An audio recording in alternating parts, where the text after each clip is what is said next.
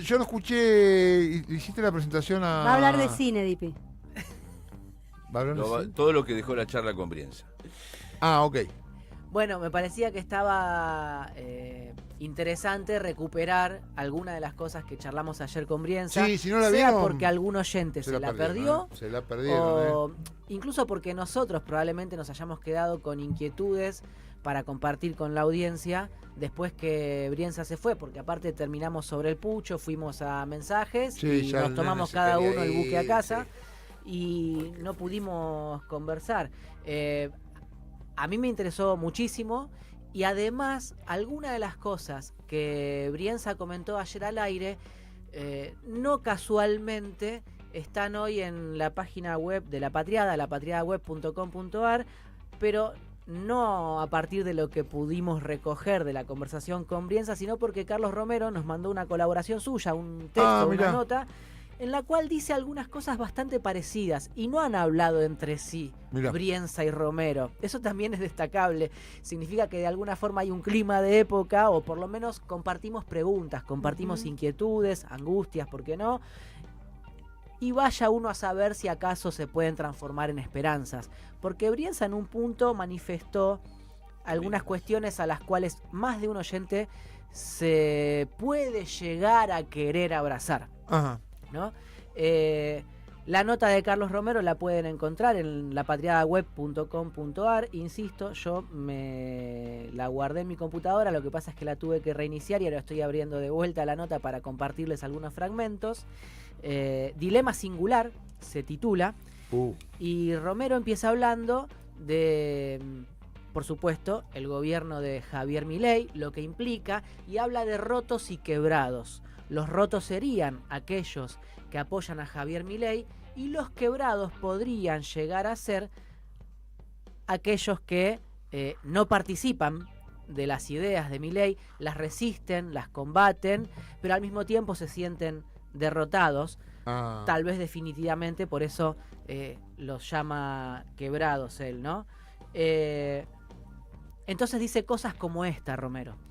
Con cada día que pasa, con cada fragmento del Estado que se parte o se desinfla, el triunfo de la libertad avanza, parece entenderse mejor. No del todo, pero sí mejor.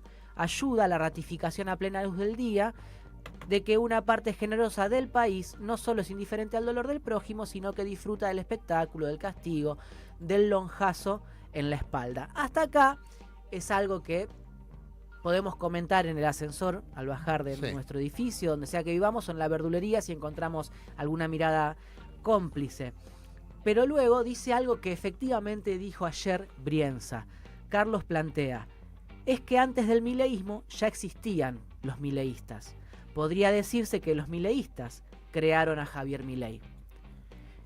¿Qué dijo ayer Brienza? No sé si se acuerdan, pero dijo que había una sociedad disponible para esto.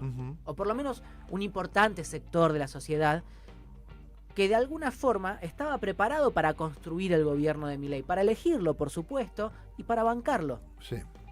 Aun cuando eso sea súper doloroso para aquellos que no participamos de las ideas de Javier Milei. Entonces dice Carlos, la victoria de la libertad avanza también se explica mejor porque la oposición, en su línea gruesa, en varias de sus expresiones y con parte de su quehacer cotidiano, aporta mucho material en cuanto a razones. Un corazón no se endurece porque sí, lo dice citando por supuesto al Indio Solari, ¿no? Y más adelante plantea, cuando no hace cosas de alta enajenación como aumentarse el sueldo, habla de la oposición, un sector significativo de la dirigencia realmente existente parece enfocada en resolver sus dilemas del pasado inmediato. Está en su derecho, pero es el derecho de una minoría, una controversia de reunión de consorcio, intensa pero restringida, con el palier como ágora. Cuando eventualmente unos salgan victoriosos del contrapunto y se alcen con la verdad histórica, nadie entenderá de qué hablan. Más allá de las intenciones, una interna sin traducción pública es una disputa de poder.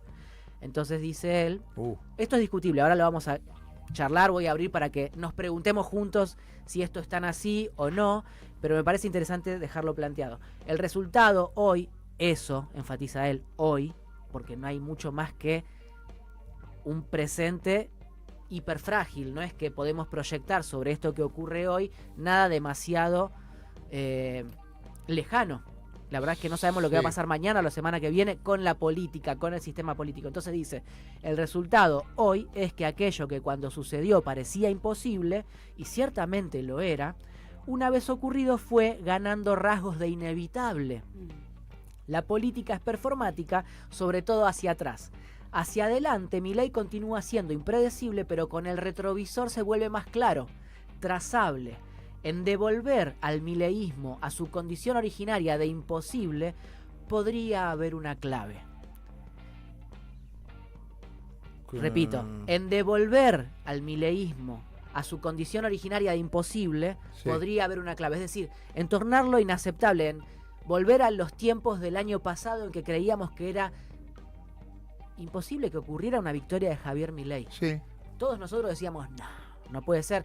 Cuando yo traía la encuesta de Suban Córdoba que hablaba de que Milei tenía 24 puntos en mayo o en junio, parecía increíble. No, era increíble, claro. Bueno, entonces, dice Carlos, ponerlo en el registro de la imposibilidad tal vez nos permita pararnos de otra forma, no quebrarnos, no suponer que es inevitable. Es decir, puede haber otra cosa y no Milei, o pudo haber habido otra cosa y no Milei, pero pasaron determinadas cosas, construimos circunstancias que llevaron a Milei a la presidencia y no es irreversible ni fue inevitable. Pasó porque habrá habido errores, habrá habido causas que no podemos explicar, no importa, causas y azares, pero estamos donde estamos y no es inevitable, porque si creemos que es inevitable, entonces plantea Carlos, se vuelve medio pétreo, ¿no? Claro. Está ahí, no lo podemos cambiar. Sí. Y con respecto a lo de la interna y el ágora convertida en consorcio, podemos tener también una larga disquisición en base a alguna de las cosas que dejó sentadas ayer Hernán Brienza, repito. Sí. Él dijo que la discusión interna, esa que tanto duele o que tanto daño causa y desazón y desconcierto en la militancia, también es, él trató de ser, me parece a mí, opino yo, bueno con la dirigencia, como a veces lo soy yo cuando trato de leer la política, y dijo que eso era porque en definitiva tratar de encontrar quien conduzca o lidere en este contexto es precisar hacia dónde debe ir el movimiento, y no es lo mismo que vaya en una dirección más cristinista o más kirchnerista que hacia un lugar más pichetista. Yo creo que lo que escamotea mencionar a esos actores es que lo más doloroso de la discusión interna no es que vaya eventualmente el peronismo hacia un lugar más pichetista, sino que en realidad se define si va hacia un lugar más kirchnerista o más cristinista. Ese es el kit de la cuestión y eso es lo que duele o lo que resulta irritante, áspero, ardiente. Pero lo cierto es que hay mucho para decir respecto de eso. No sé, ¿qué les quedó a ustedes de lo que conversamos ayer con Hernán Brienza? Te puedo decir otra cosa que no es lo que me quedó con Hernán Brienza, porque estoy pensando, me quedo con esto de la interna. Bueno, que Brienza se ocupó bastante sobre el asunto. Y estoy recordando en el discurso, cuando habló Cristina en Quilmes, dijo que las únicas diferencias aceptables entre compañeros es, por ejemplo, la cuestión de para dónde llevar la economía o qué hacer con la economía. Que no es aceptable la discusión por listas o por lo menos tener un conflicto, que haya un conflicto, una interna, una querella por las internas, sí por estas otras cuestiones, ¿no? Sí. Ahora, en ese punto, ¿cuál sería la diferencia entre una política económica entre Axel y Máximos? Que serían ninguna. Por eso, se vuelve incómoda. Pensar la interna. Entonces, cuando la recortás sobre el kirchnerismo, claro, se vuelve incómoda. Claro, porque además lo que dice Romero está bueno, que es secreta, no sabemos cuáles son los problemas. Es secreta y a lo mejor no es pública, que es lo que dice Romero, porque no se puede hacer pública a lo mejor, porque es feo. Sí. Por una cuestión de No de se- pudor. no se Hay están como un discutiendo pudor ideas. claro, porque a lo mejor parecería que no se están discutiendo ideas. Ojo, porque en lo que dijo Brienza está bueno esto que plantea Lautaro, si se discuten o no ideas, o la pregunta tuya. Porque Brienza dijo otra cosa que para mí es central, que tiene que ver con lo que tantas veces nos preguntamos respecto del modelo de construcción política del kirchnerismo. Brienza dijo ayer, o metió en la conversación, la palabra institucionalización del kirchnerismo. Es una palabra muy cara para Cristina. Cristina Kirchner, cuando asume como presidenta, se planteó el objetivo de institucionalizar en el gobierno las transformaciones que había iniciado Néstor Kirchner. Sí. Probablemente lo recuerden, 2007, 2008, ella hablaba de la necesidad de institucionalizar los cambios, o sea, veníamos del neoliberalismo, pasamos a una posconvertibilidad inestable al principio, quilombo, crisis, sangre, tremenda la situación argentina en aquellos años, 2001, 2002, 2003, y esos cambios necesitaban regularse, convertirse en leyes, estar escritos en un papel. Sí, leyes y hegemonía. Exacto. Tenías que construir poder para sostenerlos. Y sentido común, y la batalla Sí. cultural, todo junto. Exacto. Y Brienza ayer habló de institucionalizar no ya las políticas que impulsó el kirchnerismo en su momento, porque la verdad que muchas de ellas, casi todas, han sido institucionalizadas, incluso a pesar de que Macri revirtió unas cuantas, pero incluso a nivel de sentido común siguen siendo muchas de ellas parte del consenso que compartimos, y a pesar de que haya votado la mayoría en balotaje a Milei, pero eso es otra discusión, no me quiero meter ahí. Dijo institucionalizar el kirchnerismo porque eso significaría tramitar de una forma más ordenada incluso la sucesión del liderazgo. No lo dijo así él, pero Sí. institucionalizar significa establecer un camino. Y entonces las diferencias se tramitan de una manera más ordenada, públicamente, o en una discusión colectiva más abierta y no chiquita y de consorcio. Y eso es un problema, reconoció Brienza cuando yo le repregunté sobre el asunto, de todos los liderazgos en la humanidad. Hablamos o aludimos que Lula tuvo ese problema con Dilma, en algún momento medio que la criticó o hasta le soltó la mano o la complicó. Sí, Somos testigos de cómo Evo Morales hace algo parecido con Lucho Arce. sí. Y hubo una discusión a cielo abierto en el Frente de Todos.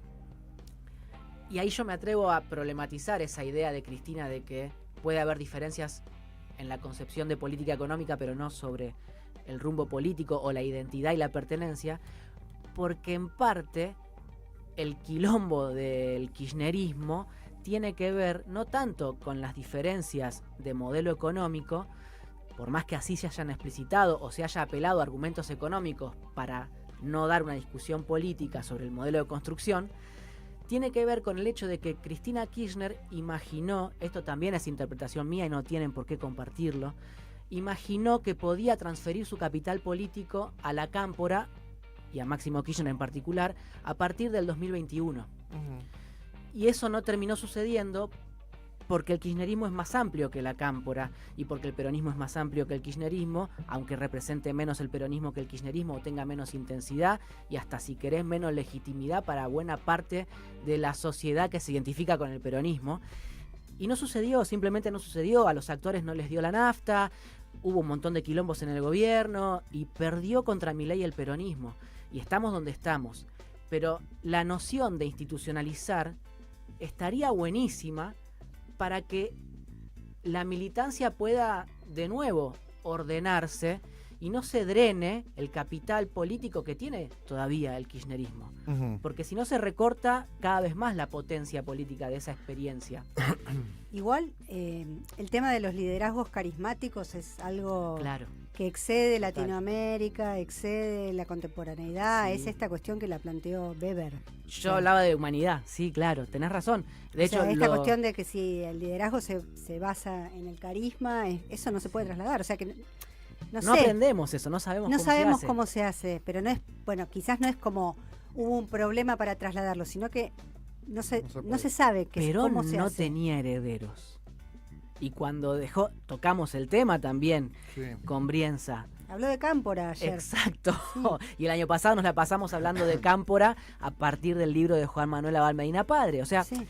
Sí, porque aparte El está este peronismo- mito de que Cámpora, bueno, pero ahora hay una nueva lectura en relación a la figura Exacto. de Cámpora Claro. en el último tiempo, ¿no? Esto que decía ayer Brienza. No era el Yo los escuché. hiperleal, el Esta tipo idea de que no estaba se ahí, ubicó, de que, bueno, era el poder era para Perón. Y hay una clave que me parece que va de humildad y de honestidad intelectual, que es que no sabemos cómo resolver el problema del liderazgo, y estoy convencido por información que me dan que Cristina no sabe y lo asume o entiende que hay un problema de liderazgo. Ella misma lo sabe. Cuando habla del bastón de mariscal, está reconociendo eso ella.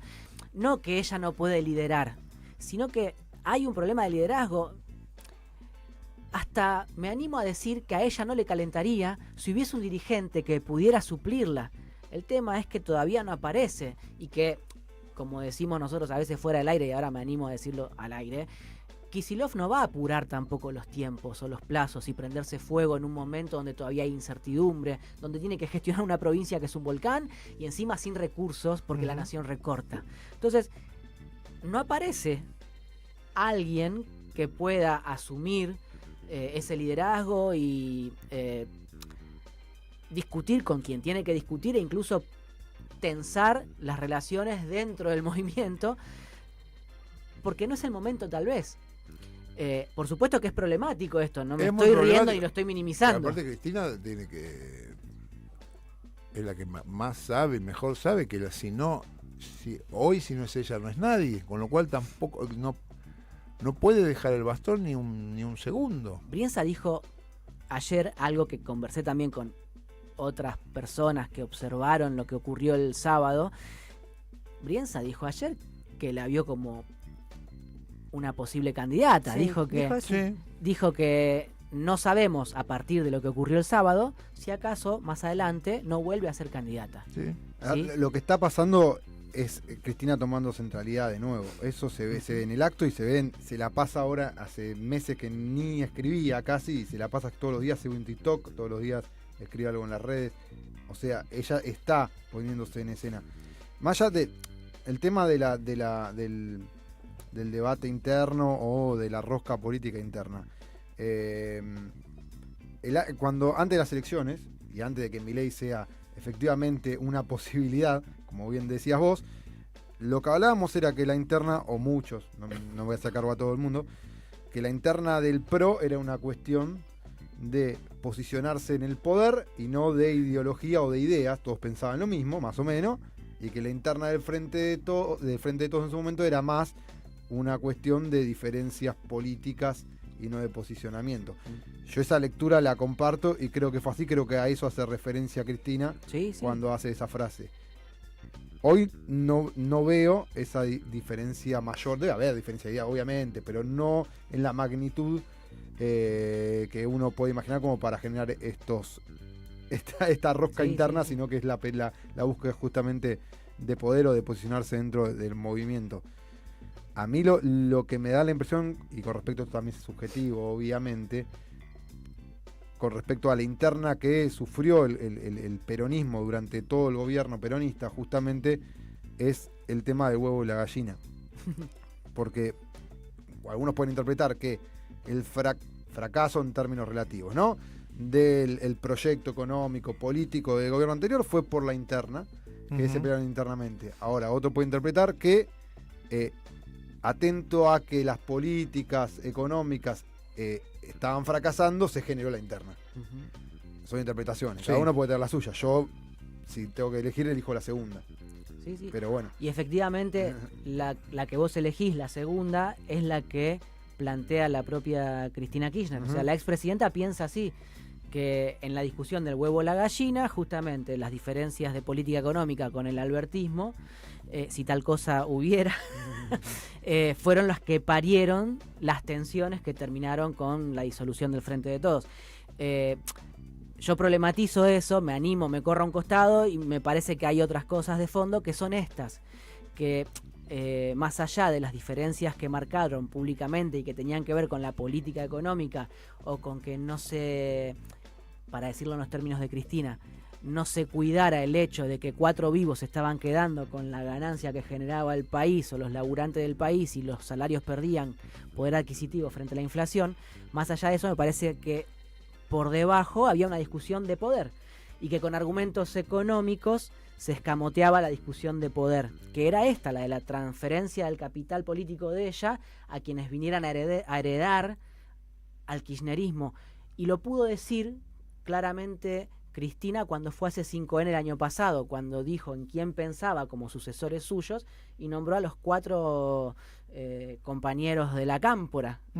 Nombró a Máximo, Guado, el Cuervo Larroque, y no sé si lo nombró Axel también, no me acuerdo bien, pero nombró a 2 o 3. Puede ser. Creo que nombró a 2 o 3 y eran ellos, que obviamente entiendo, porque construyó la orga, el kirchnerismo, y cuando uno construye la orga, cuando es líder, cuando es jefe político, lo que pretende es que sus ideas perduren y trasciendan su propia experiencia vital.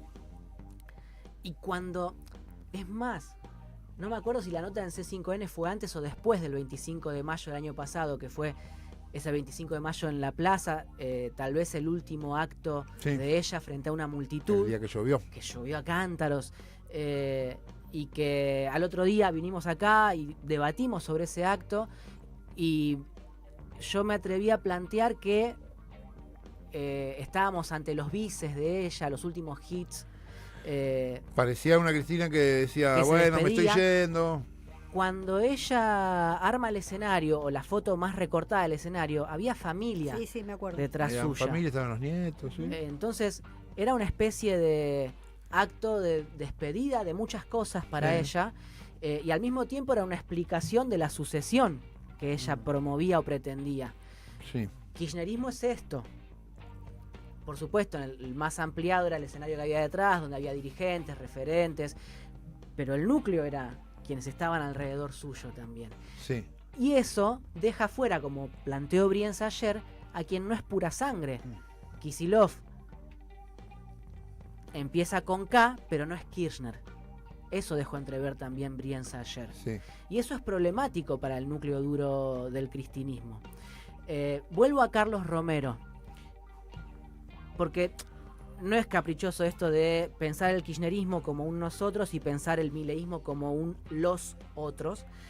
Y él dice que lo que sea que vaya a suceder en el electrocardiograma, perdón por trabarme, de la política, no es una prerrogativa exclusiva de la dirigencia, no es un juego de la ciencia desplegado sobre un escritorio. Y dice, seamos serios, ni idea, obvio, qué será, ¿no? Ni idea, no sabemos, esto que decíamos hace un rato. Quizás se trate de estar disponibles, alistados para los eventuales acontecimientos, hacer todo lo que haya que hacer, pero entendiendo que hay algo que excede, que ya no se puede conducir desde la botonera. En todo caso, intentar leer la época, no verla pasar con enojo. Los grandes dirigentes de la democracia lo supieron hacer, otros como Milei trabajan con los materiales de la cubeta, las miserias, las frustraciones, los rencores. Carlos pone una metáfora de la cubeta llena de cangrejos, donde los cangrejos, para salir de la cubeta, se enciman y se apilan de unos a otros y le clavan las tenazas al que está abajo, digamos, para zafar, obviamente, para escapar. Entonces sí, Milei se beneficia con el juego de la cubeta. Si todos nosotros nos quedamos como cangrejos tratando de zafar, habría que tratar de intentar otra táctica. Y cierro con esto para remitir a los rotos y los quebrados y también a lo que hablaba Brienza ayer sobre un nuevo peronismo, un peronismo que nace o que debería nacer así como tantas veces renació. Y es que ayer hay un detalle nomás de lo que ocurrió en el Senado de la Nación con respecto a la ley Ómnibus, porque se instaló la sospecha de que los peronistas van a defeccionar. ¿Qué? Se instaló la sospecha, periodísticamente hablando, ¿Defeccionar? defeccionar. Que se van a agachar, que la van a cagar, que van a votar a favor de la ley Ómnibus. Se instaló, digo yo, fue pregunta acá, hablamos acá de los catamarqueños de Jalil, pero en general la prensa está hablando o está dando por sentado que los gobernadores van a persuadir, los gobernadores del norte van a persuadir a los senadores del peronismo de que hay que darle la ley a Milei. Milei tiene que pescar votos de Unión por la Patria, no le queda otra en el Senado. No necesariamente, Porque son tiene 33. 33 son un montón. Claro, pero puedes juntar 39 sin Unión por la Patria. O sea, no es necesario. Todo Claro, lo demás. en Sí, términos pero matemáticos. tenés digo. los del sur. No te van a acompañar gran parte. Por porque eso, vayamos por Sí. partes. Entonces, se instaló la sospecha de que el gobierno empezó a operar sobre los gobernadores y que esa operación tendría resultado. Ujú. Que empezó a operar es una realidad, no es una sospecha. La sospecha está instalada sobre la conducta que vayan a tener los legisladores. Y yo no vengo a poner las manos en el fuego sobre los legisladores. Pero, por lo menos hasta ayer... Por los legisladores, no sobre los legisladores. Dije sobre... Las manos en el fuego por los legisladores. Por los legisladores, gracias Marina. Qué disimulable. Ayer hubo un Zoom. Inconsciente. Ayer hubo un Zoom, porque no todos estaban en Buenos Aires, de los senadores del Interbloque Unión por la Patria, conducido por José Mayans y Juliana Di Tulio, y lo que aseguran es que están todos firmes en el rechazo a la ley, ¿sí? A pesar de lo que dice el periodismo argentino, Ajá. dicen los 33 estamos acá. Ahora, ¿qué pasa? Volviendo a la metáfora de los rotos y los quebrados. Senadores como Oscar Parrilli, según me transmitieron algunos de los que estuvieron en ese Zoom, están absolutamente descorazonados y desesperanzados. Dicen, no podemos ir a buscar el voto de los aliados, ya está. Ah, ok. Lo Se que traduce rindió, en esa dijo, reunión bueno, es ya que fue. hay senadores como Parrilli que se rindieron. Sí. Y no es así, o sea, así es quebrarse, así es renunciar a la política. No es verdad eso. Y la política, como les digo yo habitualmente, siempre guarda espacio para acontecimientos inesperados. Digo, lo de Parrilli es una versión del oficialismo es parte de la operación. No, ¿O lo de Parrilli Ah, me esto lo es cuentan los información. senadores peronistas. Qué Esto sí cagada. es información. Y a Parrilli hinchado la bola y dice, bueno, muéranse todos. Parrilli medio que tiró la toalla ayer en la reunión al menos. Seguramente habrá alguno que le habrá Después por ahí se le pasa. pellizcado el brazo y le habrá dicho, che, loco, despertate. Pero por ahí Todavía estamos en la tenés pelea. momentos de decir, bueno. Obviamente, a ver, yo no estoy... cito esto porque ocurrió, porque me lo contaron.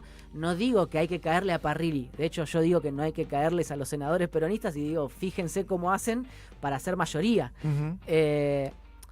Pero hay otros que rebosaban de optimismo y decían, no, estamos firmes y vamos a buscar el voto acá, el voto allá y el voto más allá. Entonces, lo que digo es, en esta metáfora de Carlos Romero sobre rotos y quebrados, lo que no se puede permitir la política es quebrarse. Ahora, Dipi, vos estás cerrando y yo te voy a abrir toda la cosa de vuelta. Hace unos días escribí algo en Facebook. Lo tendría que poner, a lo mejor lo tendría no que lo poner en vi. la página Ok. Mándalo. de la Patriada. Y justamente, mira, ahora que lo tenemos a Carlos Romero, yo escribí una serie de cosas y mientras tanto estaba como leyendo el libro de Josami, que es Sí. de Alfonsina Milei, un libro que está muy bueno, y en el medio me apareció una frase de Perón que me llevó a titular esta cosa que escribí, que hacía un montón que no escribía, Romería, hablando de Carlos Romero.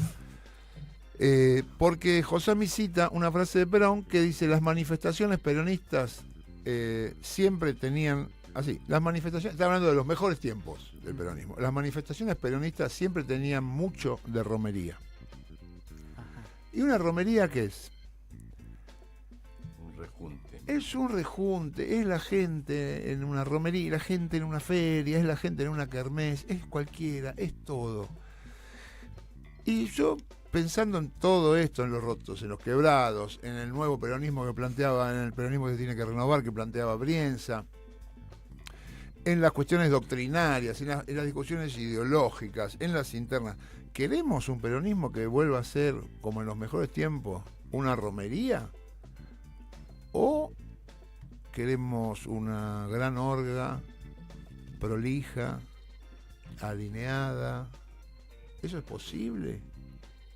A mí me parece que abandonamos la idea de la romería. Por eso no nos imaginamos que el votante de Milei pueda estar integrado al movimiento popular. Pero bueno, no lo sé. No lo sé, yo creo que al peronismo hay que ensancharlo. Si no nos ensanchamos y no nos convertimos por lo menos en un poco en una romería, bueno, vamos a hacer un partido o un movimiento gourmet, ¿viste? A mí me parece que lo gourmet no nos sirve. no le sirve a la patria. Y Para a mí me parece que hay muchos compañeros gourmet. Lauta quería decir algo. Ancho- No, ancho para que ser profundo. Menotti. De Menotti. ensancharse fue la tesis del Frente de Todos para estas Es elecciones, ¿eh? O Y la lo del que funcionó 19. fue extremarse. O la del 19. Sí, también es verdad. Sí. Pero fue la tesis esto de buscar los medios, buscar abarcar a todos los sectores y vimos que ganó un extremo. Sí. Entonces no siempre funciona tampoco. No.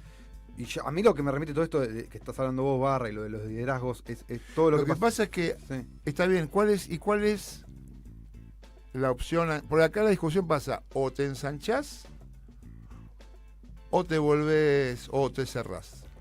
Y empezás a dejar afuera. Ahora, si dejás afuera, no sé cuál es la opción. Es que no lo sé tampoco, lo que pasa es que Claro. yo sé que si te ensanchás Porque tenés ahí que tener un están discurso los- moderado, los- porque si no puedes conformar a muchos de los que metiste adentro.